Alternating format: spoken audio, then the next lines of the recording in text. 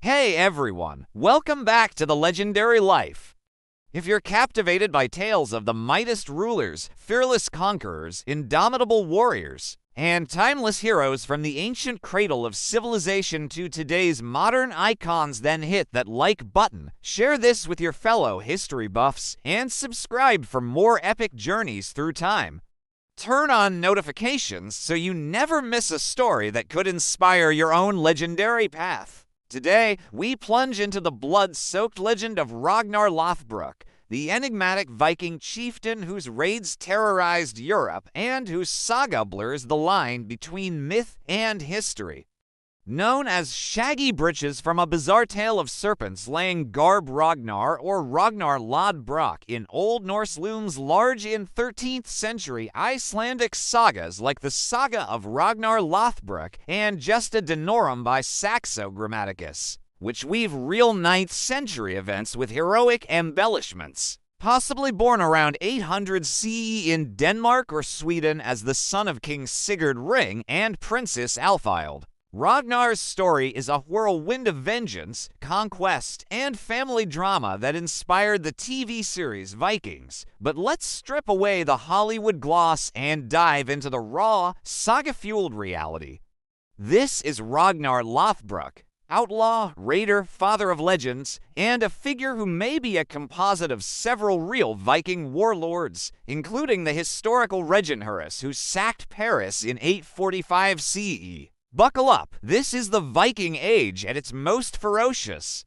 From the sagas, Ragnar's early life was steeped in the brutal Norse world of jarls, longships, and blood feuds. As a young noble in Scandinavia, likely Denmark, given his ties to legendary kings, Ragnar honed his skills in seamanship, axe-wielding, and strategy amid the fjords and forests. The Viking Age, spanning roughly 793 to 1066 CE, was exploding with raids driven by overpopulation, trade ambitions, and sheer wanderlust, and Ragnar embodied this restless spirit. His nickname Lothbrok or Lothbrok, meaning shaggy britches, stems from a mythic exploit. To win the hand of Thora Borgarjord, daughter of a Swedish jarl, Ragnar slew a massive serpent guarding her tower.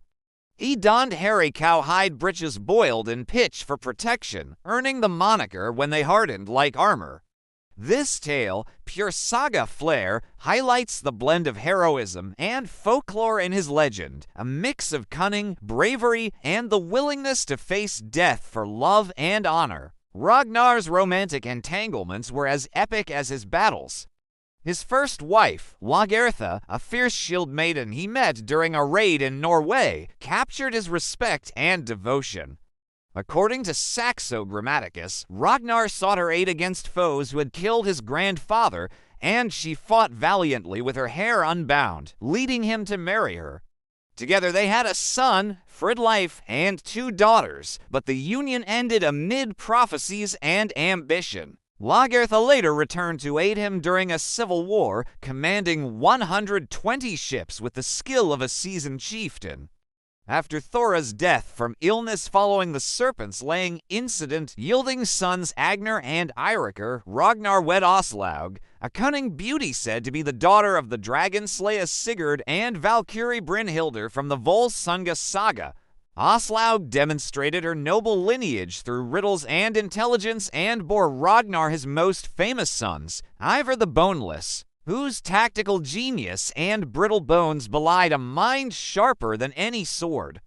Bjorn Ironside, a towering warrior invincible in battle. Vitsirk, known as White Shirt.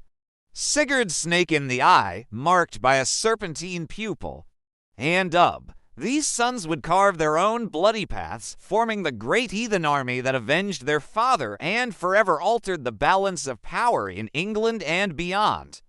Ragnar's raids defined his fearsome reputation and struck terror across Europe. In the early 840s, he led fleets against the fractured Carolingian Empire in Francia, achieving his most legendary exploit during the 845 CE Siege of Paris, a Viking force of 120 ships and 5,000 men. under the leadership of Ragnar, likely Ragnar himself, sailed up the Seine, demonstrating tactical brilliance and sheer audacity.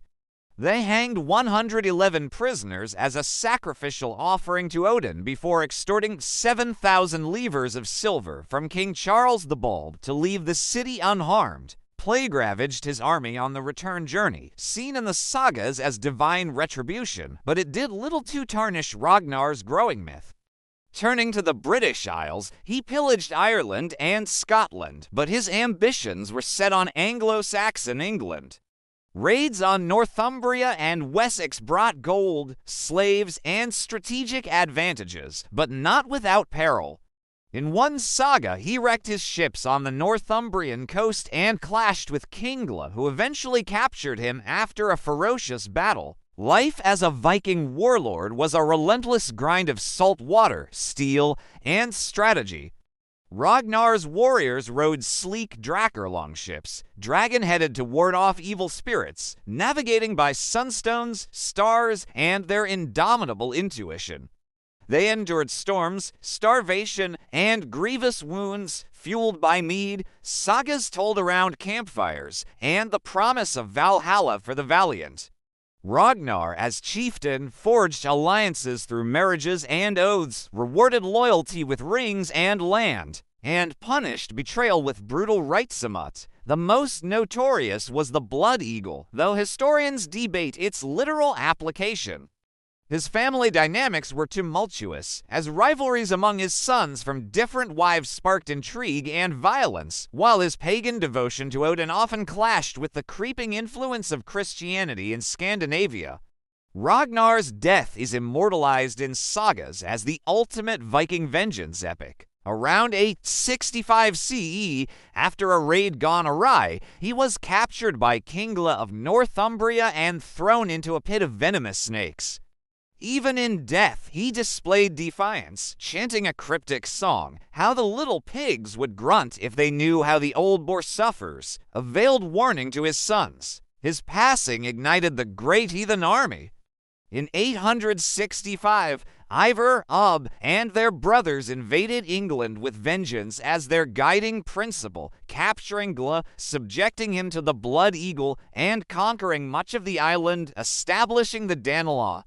Ragnar's legacy endured through his descendants who ruled as kings in Sweden, Denmark, and beyond, with Bjorn founding dynasties and Ivar terrorizing Ireland and England with unparalleled strategic brilliance. Yet, the question of Ragnar's historicity remains. Historians debate whether he existed as a single figure or as a composite of multiple warriors, including the Paris raider Ragnar or members of the Horik lineage.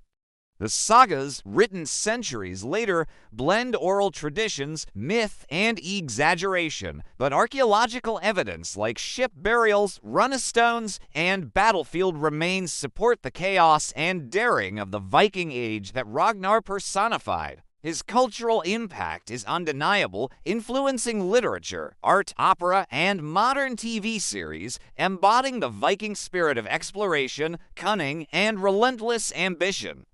Ragnar Lothbrok's tale teaches resilience, cunning, and the double-edged sort of ambition, showing how one man's daring could topple kingdoms, forge empires, and spark vengeance that reshaped nations. From shadowy Scandinavian origins to a serpent-filled demise, he embodies the raw, indomitable Viking spirit that continues to captivate our imagination and inspire modern storytelling.